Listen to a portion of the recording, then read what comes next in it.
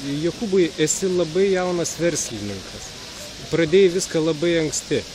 Ką gali pasakyti tiems, kurie yra gerokai vyresni už tave, tarkim, kad ir 10 metų ir vis galvoja, kad reikia turėti savo verslą, bet dar nieko nepadarė? Taip.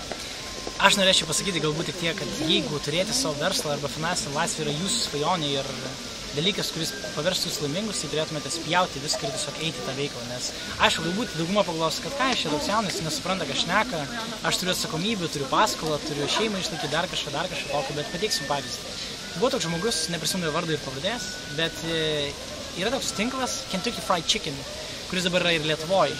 Tai žmogus, kuris jį įkūrė, tuo metu buvo 66 ar 68 metai ir po kelių ar keliolikos metų pardavė tą tinklą už $800 milijonų. Tai reiškia žmogus, kuris visiškai pensijų visą gyvenimą nudirbęs ir atrodytų turėtų eiti ir atostogauti, atsipalaiduoti, nieko rimtesnio daryti, tačiau jis išsuko tokį pasaulinį tinklą, kuris konkuruos su McDonald's. Tai tiesiog manau, kad visiškai nepriklausomai tavo amžius ir tau 14 ar tau 124, jeigu kas esate tokie laimingi, tiek išgyvenat. Tiesiog turėtume suprasti, ko norite ir jeigu suprantat, ko iš tiesų jūs norite, kas pavers jūs laimingai, tiesiog eiti ir daryti. Ačiū. Ačiū.